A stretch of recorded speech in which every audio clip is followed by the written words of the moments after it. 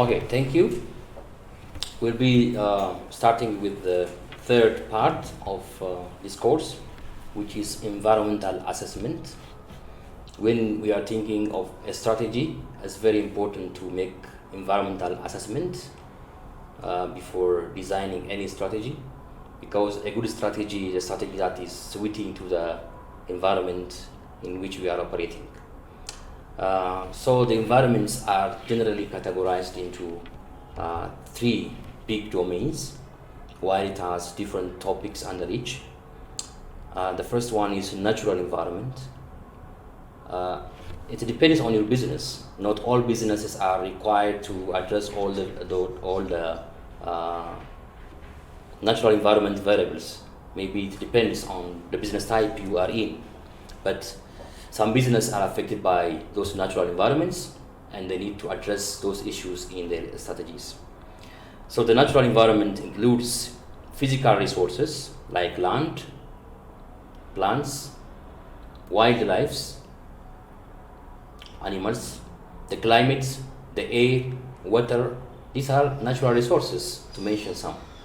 So whenever you are doing a strategy, if you need more water, for example, water availability, how is the air condition, the weather, maybe the environment, is it windy, sandy, how is it? So it's very important to know the natural environment before designing a strategy in our environmental assessment. The second one is societal environment, which is social made or social environments, which includes so many variables like the social system, technology, information system, finance system, okay, the economic system at large, okay, socio-cultural environments, political system, legal systems. These are very important variables to be addressed in societal environmental scanning. We'll see in detail in the subsequent parts. The third one is task environment. The task environment is environment which directly affect your firm and directly affected by your firm. It's more nearby environment to the business than the other environments. Like, for example, local communities where you are operating. The local community culture, local community values, perceptions, attitudes matters for your business. So it's good to know those local community issues. Suppliers supplying good services or inputs in general to your firm are also important external environment, which are task environments. So no supply means no service, no production from your side. So it's important to make sure that suppliers are reliable, suppliers are also in a good position to supply the required goods or services on timely basis. The other environment, task environment, is competitor. It's good to know also whom your competitors are, who they are, to what capacity do they compete, what are their strengths and weaknesses, so that you can adjust yourself. Your strategy is usually in response to those external environmental factors. So it's good to know your competitor in detail. The other task environment variables are customers. Customers could be product end users or other middlemen who are buying from you and distributing. But you have to have information about whom you are selling to, whom you are serving. So customers are very important in strategy.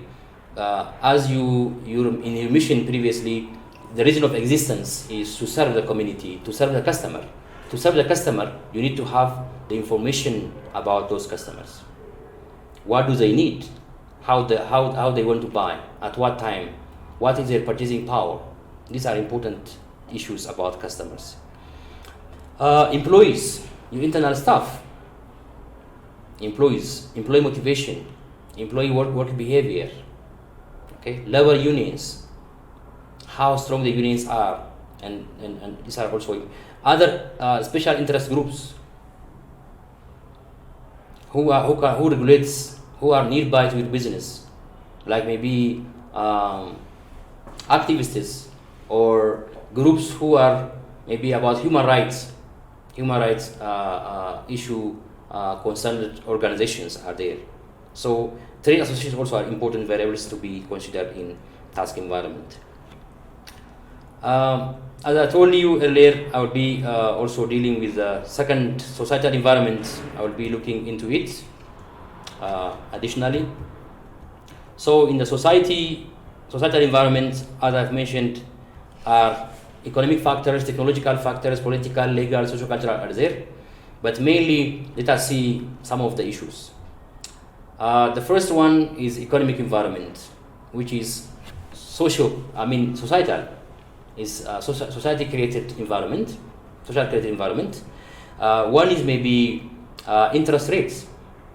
The interest rate affects your business. Maybe if the interest rate in bank deposit rate is good, people might tend to deposit their money than spending.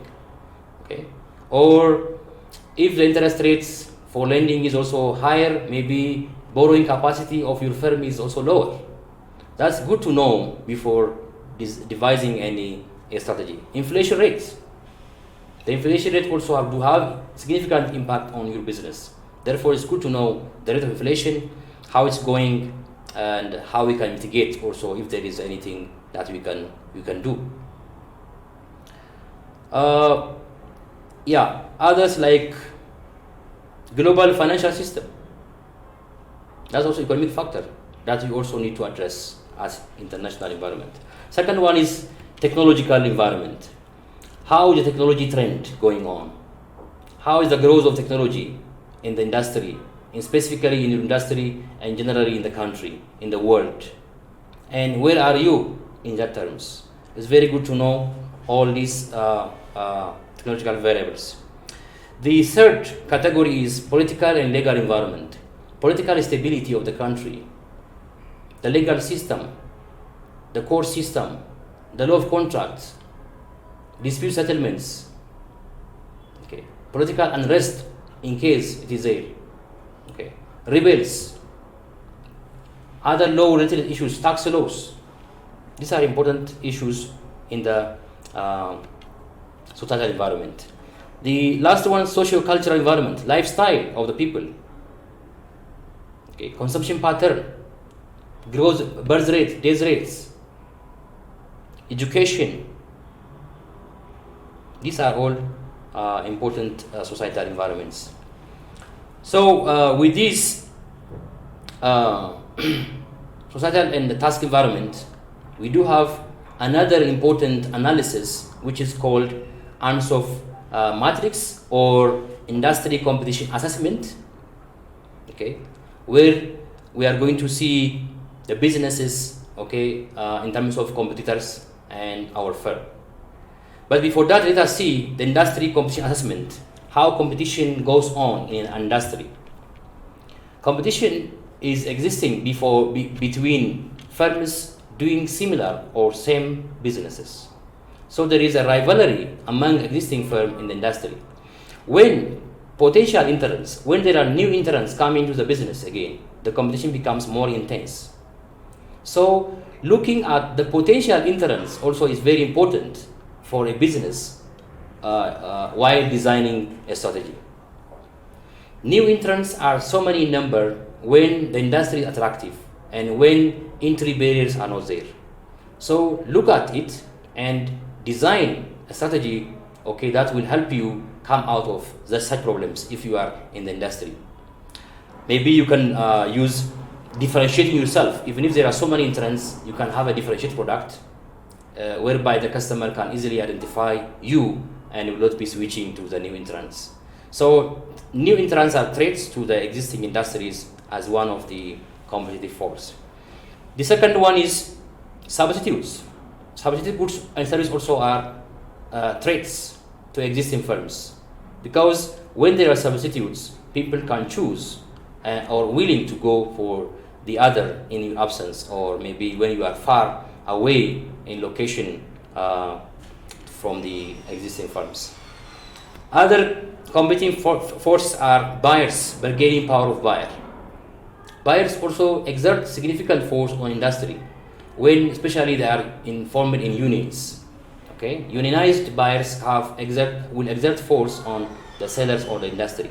So it's good to know whether the bargaining power of buyers are stronger or weaker, so to adjust ourselves for a strategy.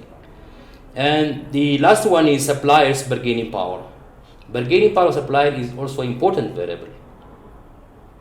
Okay, because when you have supply or input, only you can make a product or service and sell to your customers. So supplier bargaining power would have significant impact on your business. They might even withdraw the agreement. They will not be selling to you. So it's good to analyze when there are strong buyer bargaining power, supplier bargaining power. It's good to have a strategic alliance and long-term contract with the suppliers. These are all about the external environments. Okay, natural environment, societal environment, and task environment. Now let us see the internal environment. The internal environments are environments which are internal to the firm. Okay, like resources you have, human resources, financial resources you have, the information, technological know-how or technology used by the firm, and the firm's capacity, capabilities, core competencies. Okay, these are important internal environmental variables that we need to address and properly deal with. Corporate culture as well. Finally, the internal environment can be classified into two, as internal strengths and internal weaknesses. So a strategy is important in that it will exploit and mitigate the internal weaknesses and help to exploit and use the internal strengths. So it's good to know those things. The last one from environmental analysis is international environment. Okay, international environment. Even if it seems very far, it's important and significantly affecting many businesses, like globalization and its direction. Globalization, the free flow of information, okay, the free flow of goods and services, mainly knowledge and information, will have effect on businesses. So it's good to know the global trends and what's going on in the global environment. Global forces like blocs, alliances, organizations, companies have different, countries might have different strategic alliances with different countries. The same is true for companies. Different companies have alliances with one another. So in this case, the global blocs or alliances would have effect on businesses, so it's good to know the trend and how the alliances are. Yeah, the other one is global financial system, source of financing, accounting standards. There are now international standards which are important if you want to do business with international firm. Okay, they might require you to have an international financial standards which they are using so that the transaction can be easily managed. So these are situations whereby we need to know and adjust ourselves to it. Geopolitical situations, alliances, strategic interests of nations, global demographic patterns and shifts. These are all significant in international environment. As a note, no firm can successfully monitor all the external factors. So, choices must be made regarding which factors are important and which are not. So, we were discussing with so many variables or environmental factors, internal, external, societal, task environments, and natural environments, internally strengths, weakness, internationally, okay, about globalization, global finance, alliances. All these are important to know, but organizations could identify which one is more relevant to their situation and condition. So, one way to identify and analyze developments in international or national or any environment is using priority matrix, prioritizing. Okay, which environment is more significant? Which one needs attention? Which one should we address in our strategic management process? Because of resource limitation or any factor, you can't address all variables even if they are important. So it's good to give priority to each. So to prioritize those factors or environmental issues, it's good to know the following steps. Step 1 is identify a number of likely trends, okay, emerging in the natural, societal, or task environments. Identify the number of likely trends, the likelihood. How frequent is this happening? Maybe if there is a change in the interest rate, for example, how frequent it is? It's frequently changing. Second, how is the probability? Okay, the probability of occurring. And the third one is, okay, the likely impact. If inflation happens or fluctuation of currency happens, how is the effect? It is significantly affecting our business. Okay, likelihood of the trends, how it was, okay, the probability of occurrence of that specific event, and the severity or the likely impact that the event will have in our business need to be addressed. So we are going to prioritize, okay, or decide which environmental trends should be merely scanned, low priority, merely we scan it and put into mind but not reacting currently, and which should be monitored as a strategic factor. This is high priority. So it's good to prioritize, okay, the factors when we have no capacity to address all. Okay, once we have the environmental assessment or environmental scanning, and we have results from the environment, we have some information about the environment both internally and externally. Externally, task environment, natural environment, international environment. Okay, locally also, internally we have our human resource, our finance, all these things. Now we are going to develop a strategy. That's what you call strategy formulation. Okay, we are going to formulate a strategy by considering internal and external environments. So in formulation, we are going to do a SWOT analysis.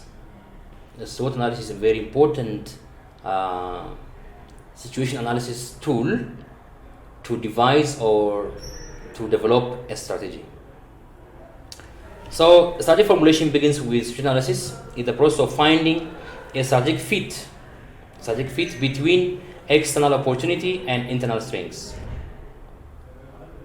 Yeah, external opportunity is good thing, and internal strength is also fitting. This one, we are going to have a strategy for this, and while working around threats and external threats and internal weaknesses to minimize or, if possible, avoid those things. So generating alternative strategies is very important in formulation. In a strategy is about strategic alternative and choice. There is no one best strategy that fits to every situation. We are going to list alternatives and choose among. Okay, so to make the choice and to develop strategic alternatives, it's good to use the SWOT matrix, which is very useful for generating a series of alternatives. So using this matrix, we can have 4 categories of a strategy. Okay, a strength and weakness, internal, opportunity and threat, external. Okay, external factors like opportunity and threat, the two are there in the x-axis. Okay, on y-axis we are having internal factors, which are strengths and weaknesses. So where our strengths and external opportunity lies, where our strengths, internal strengths and external opportunity lies, we are going to have SO strategy, means strengths, opportunity, strategy, which could be okay, using strengths to take advantage and using a strategy that will also help us to use the opportunity. Okay, here generate strategy that uses strengths to take advantage of the opportunities, where there are strengths and opportunities. The second one is where our traits, external traits and strengths lies. Okay, where our traits and strengths lies. Okay, generate strategies here that use strengths to avoid traits. Use your strengths to avoid traits, external traits. The third one, where our weakness and external opportunity meets, when we have weaknesses and opportunity. So generate strategy here that take advantage of opportunity by overcoming weaknesses. Overcome your weakness and try to use the strategy outside. And the fourth, the last one, where we have weakness and there is threat outside, we have to use a strategy that minimizes our weaknesses and avoid the threats.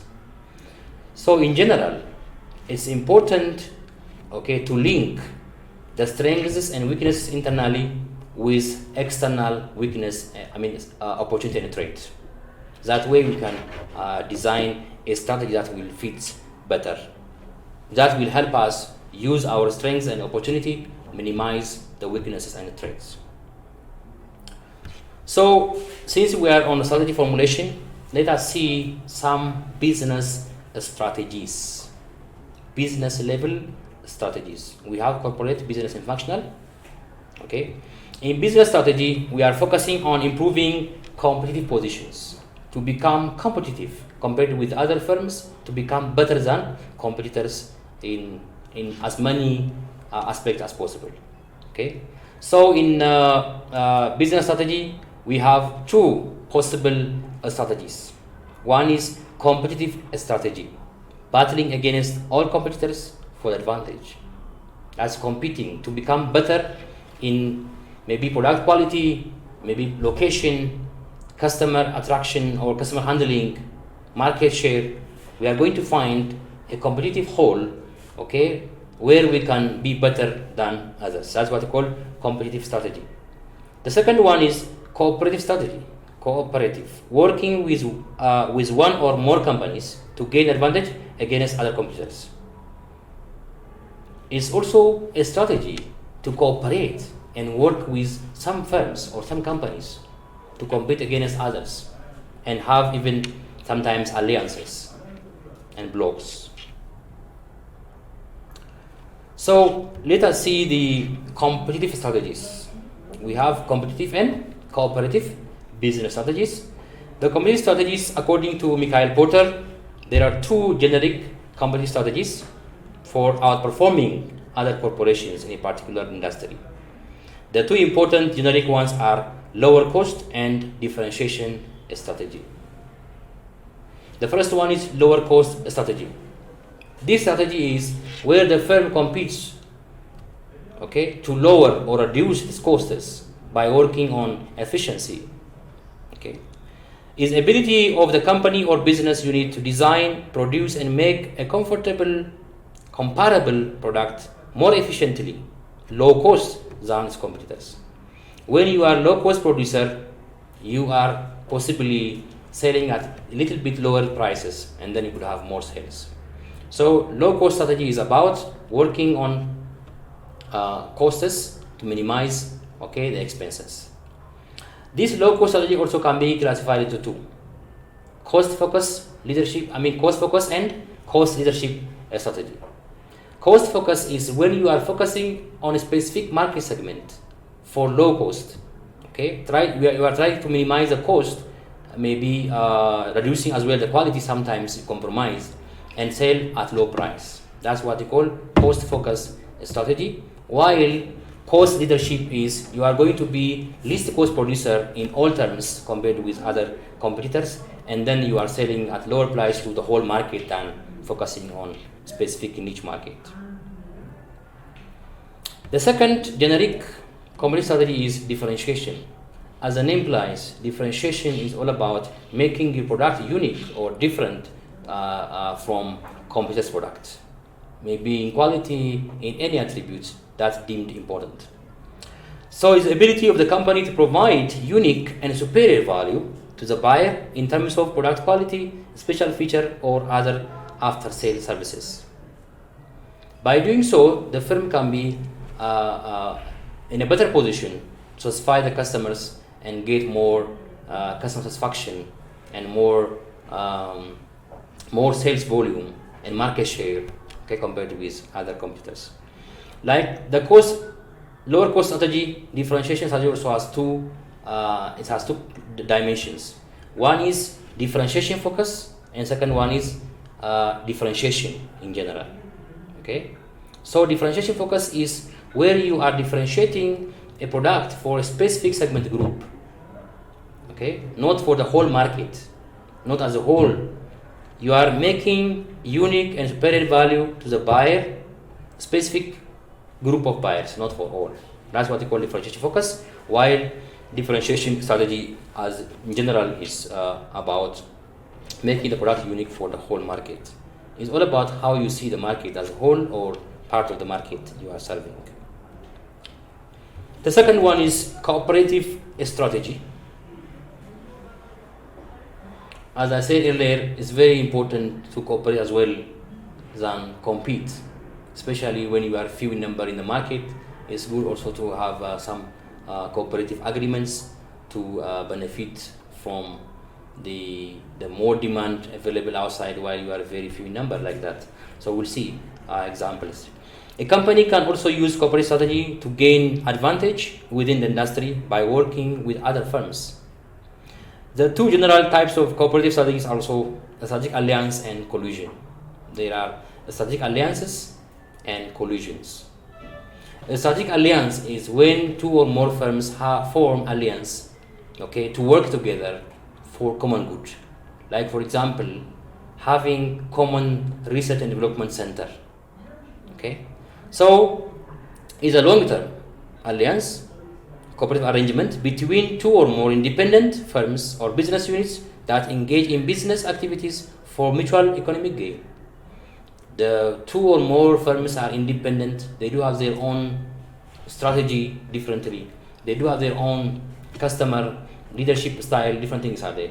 But for common financial or economic interests they might have a long-term agreement or alliances, okay, to work together, like I told you, maybe in research and development areas. And the second cooperative strategy is about collusion. Okay, when two or more firms still form, okay, collusion, okay, active cooperation, okay, to reduce outputs and raise prices in order to get around the normal economic law of supply and demand. The law of supply and demand is there when supply is in excess, okay, then price might go down. So they don't want to lose their products at low prices. When then they are going to reduce the supply, okay, and then so that the price will rise to be against the law of demand and supply. So this collusion happens explicitly or implicitly, or tacit collusions are there. Some countries not allow, of course, collusion of reducing outputs for the intention of rising prices. Okay, so but it happens as a strategy. It is there to collide and work on reducing outputs to raise price, or sometimes to bring their goods also to the market as well. It can also work the other way. Maybe a good example is oil producing countries, where they also have collusion on price setting and also determining their amount of oil they bring to the market. So since we are on strategy formulation, let us see formulating corporate strategy. Okay, what corporate strategies are there? Okay, previously, to recall back, a corporate strategy is a strategy that's made at top level. That is general and overall strategy that will govern the business and functional strategy of the firm. So at corporate level, we do have three broad categories of strategies. The first one is grand strategy. As the name implies, it is the bigger one. Okay, the grand strategy, the strategy that is governing the whole. Maybe it also includes growth, stability, and retrenchment. They are called grand strategies. Grand strategies: growth, stability, retrenchment. The second one is portfolio strategy. This one applies for a firm having different business lines or product lines. Okay, so industries or markets that the firm competes in through product lines and business units are going to be addressed. So in portfolio strategy, the business is going to have a strategy that will govern both or the many business lines. We'll see in detail, of course, later on. The third one is parenting strategy. It's about coordination and transfer of resources between line of businesses or product lines. Okay, parenting, having the headquarter serving as a parenting organization or unit that will harness the specific capabilities, knowledge, maybe other resources from all the business units, and then they are going to commonly share, okay, across the organization. That's what we call parenting strategy. We'll see in detail as well. Let us start with one of the corporate strategy, which is called grand strategy. It is overall framework for actions developed at corporate level.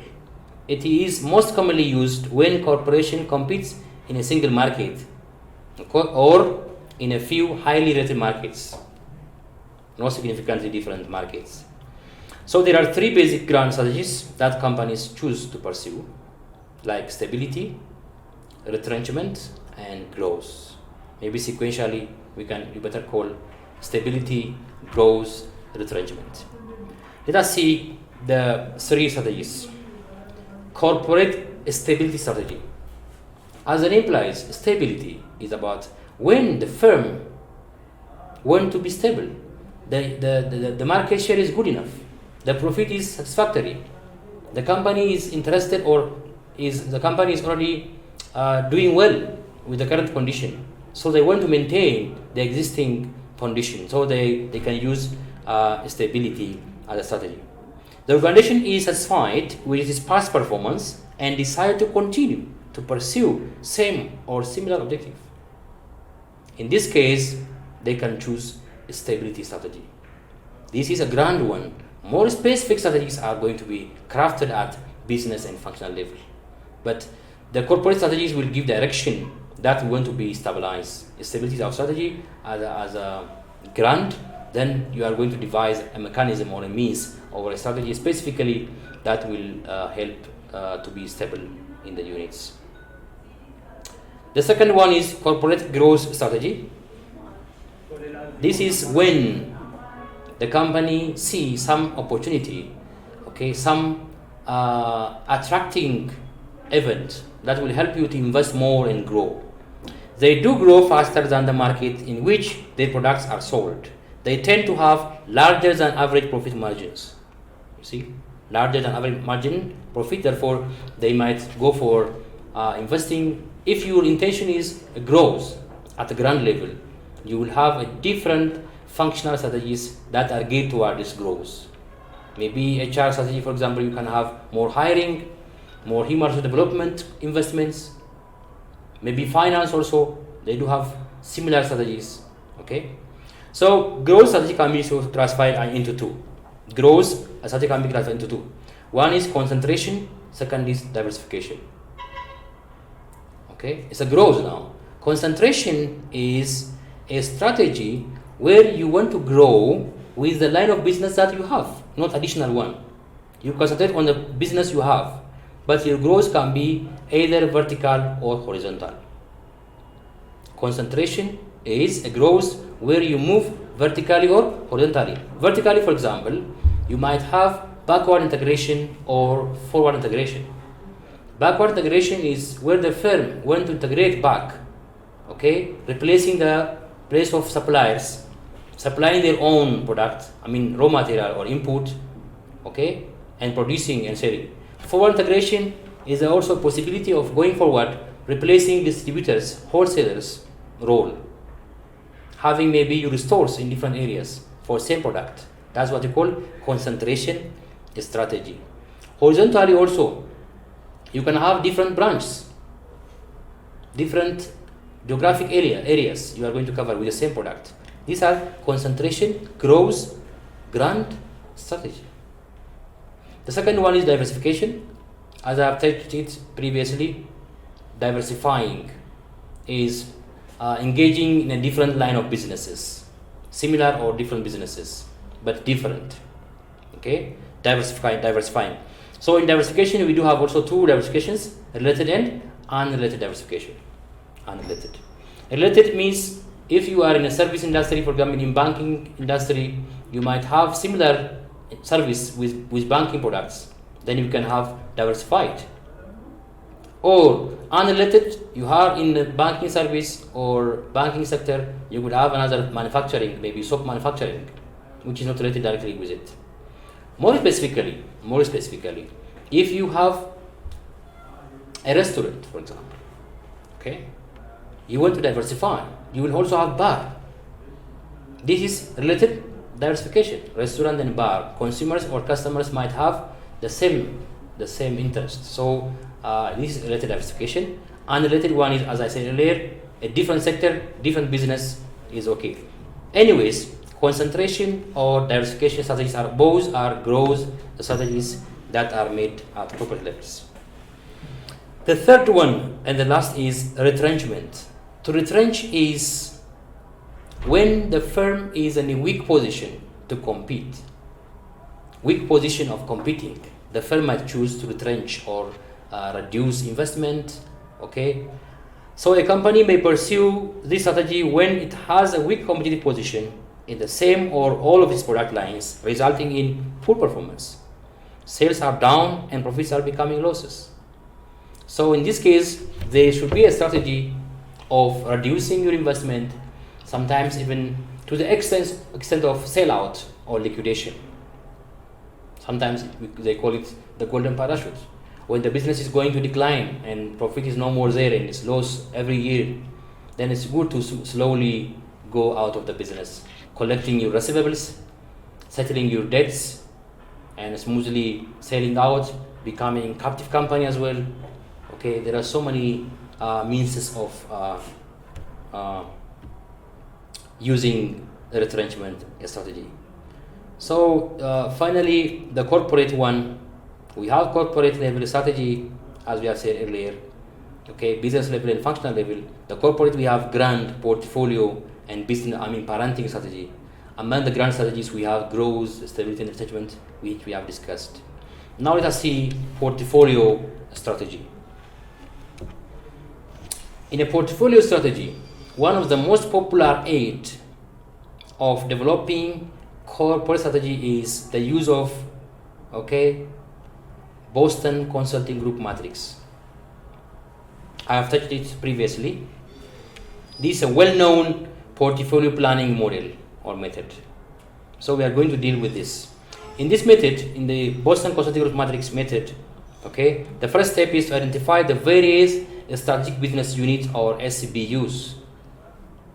So the portfolio strategy, as the name implies, is a portfolio of business. This one applies mainly for a company having different business lines or product lines.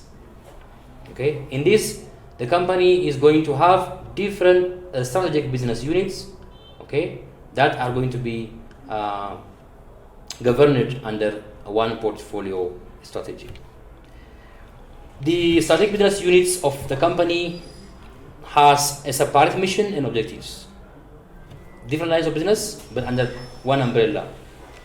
Then they can be planned independently from other businesses.